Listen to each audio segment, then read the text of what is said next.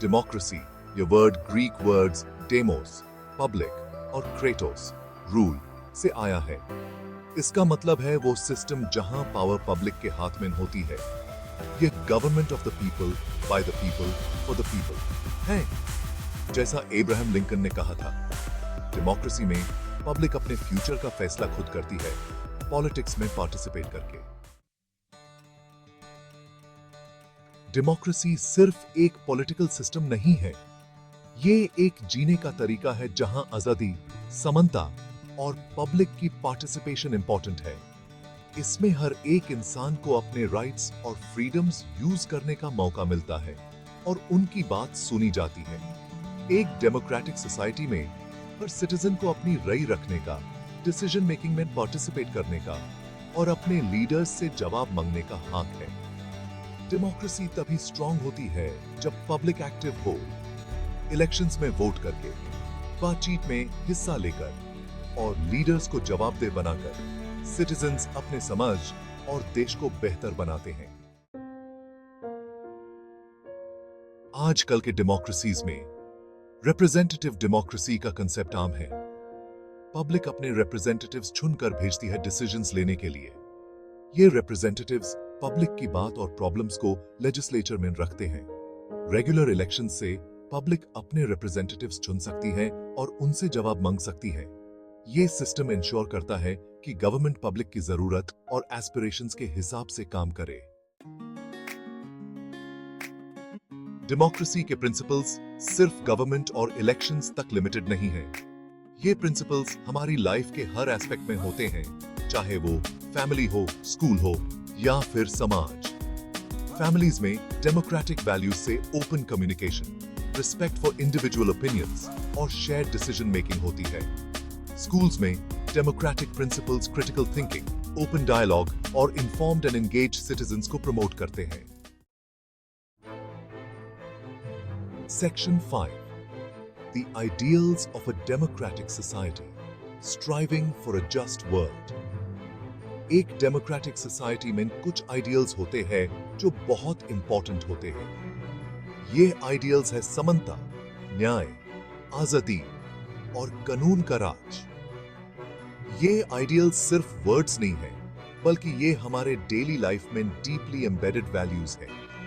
इनका मकसद है एक ऐसा समझ बनाना जहां हर इंसान को इज्जत और सम्मान मिले। समानता से इंश्योर होता है कि सभी सिटीजन्स के साथ इक्वल ट्रीटमेंट हो और उन्हें इक्वल अपॉर्चुनिटीज मिले, चाहे उनका बैकग्राउंड या बिलीफ्स कुछ भी हो।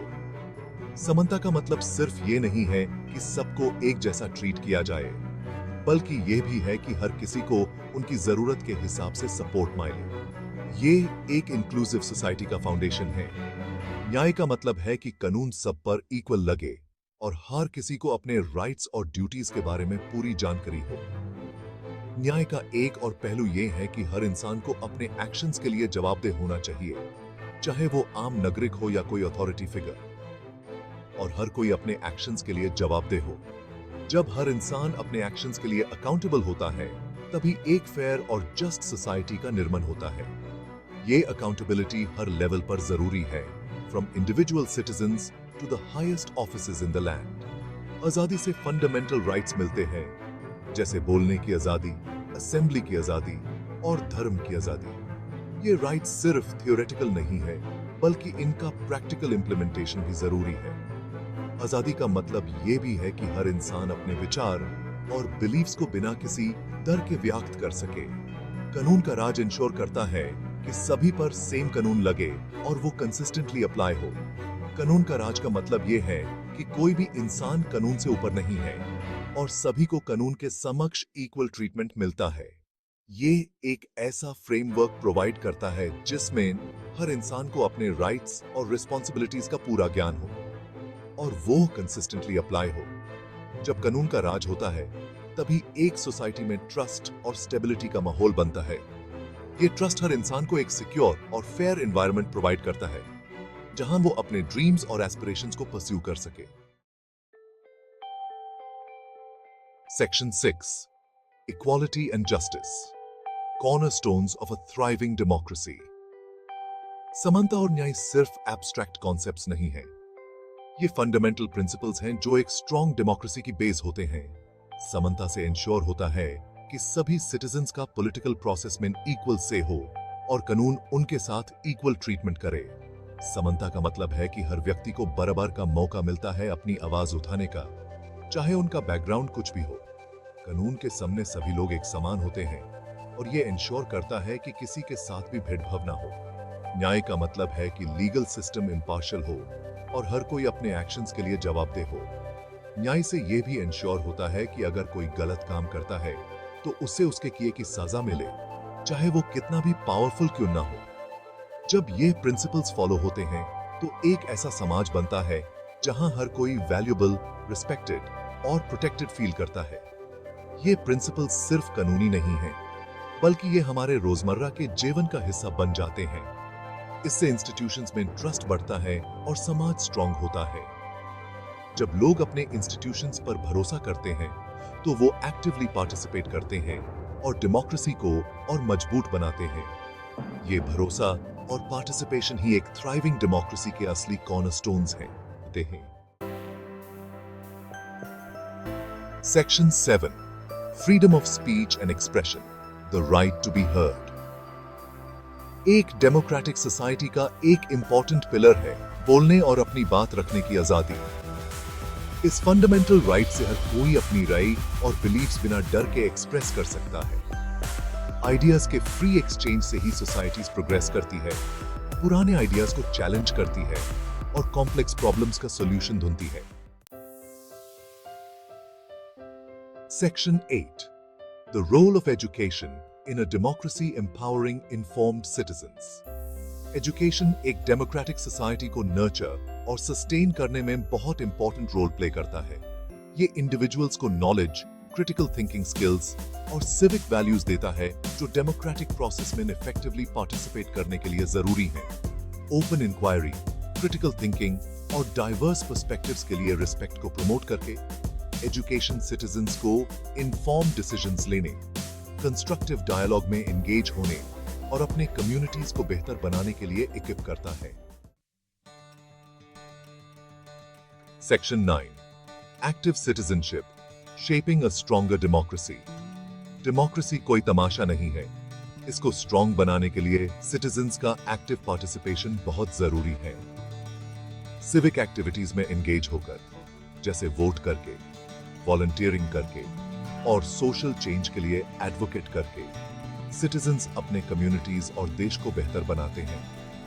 जब सिटीजन्स एक्टिवली पार्टिसिपेट करते हैं अपने कम्युनिटीज को शेप करने में, तो उनमें ओनरशिप और रिस्पॉन्सिबिलिटी की फीलिंग आती है, जिससे डेमोक्रेसी और स्ट्रॉन्ग और वाइब्रेंट बनती है।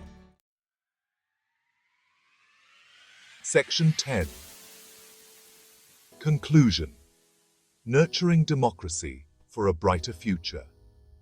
Democracy is not just a system of governance. It is a way of life that requires our constant attention and care. It is a precious and fragile entity that thrives on the active participation and vigilance of its citizens. Democracy एक precious और fragile system of governance है जिसको constant nurturing और vigilance की जरूरत होती है। हर एक वोट, हर एक वॉइस और हर एक एक्शन मैटर करता है। जब हम अपने डेमोक्रेटिक राइट्स को एक्सरसाइज करते हैं, हम अपने फ्यूचर को शेप करते हैं। इसके कोर वैल्यूज को अपहोल्ड करके, सभी सिटीजन्स के राइट्स का रिस्पेक्ट करके और पॉलिटिकल प्रोसेस में एक्टिवली पार्टिसिपेट करके हम इंश्योर कर सकते हैं कि डेमोक्रेसी आने वाली जनरेशंस के लिए फ्लरिश करे। हमारी डेमोक्रेसी तभी स्ट्रॉन्ग बनेगी जब हम सब मिलकर इसके प्रिंसिपल्स को फॉलो करेंगे। सिटीजन्स होने के नाते हम सबकी कलेक्टिव रिस्पॉन्सिबिलिटी है कि हम डेमोक्रेटिक इंस्टीट्यूशंस को सेफगार्ड और स्ट्रेंथन करें, इंक्लूसिविटी को प्रमोट करें और इंश्योर करें कि सबकी बात सुनी जाए। हर एक सिटीजन का रोल इंपॉर्टेंट है, चाहे वो वोटिंग हो, कम्युनिटी सर्विस हो या फिर लोकल गवर्नेंस में पार्टिसिपेशन हो। साथ मिलकर काम करके हम एक जस्ट, इक्विटेबल और प्रॉस्परस सोसाइटी बना सकते हैं। जब हम अपने डिफरेंसेस को सेलिब्रेट करते हैं और एक दूसरे के पर्सपेक्टिव्स को समझते हैं, तभी हम एक स्ट्रॉन्ग और रिजिलियंट डेमोक्रेसी बिल्ड कर सकते हैं। आने वाली जनरेशन्स के लिए एक बेटर फ्यूचर क्रिएट करने के लिए हमें आज ही से अपने एफर्ट्स को डबल करना होगा। Together we can nurture democracy and ensure it remains a beacon of hope and justice for all.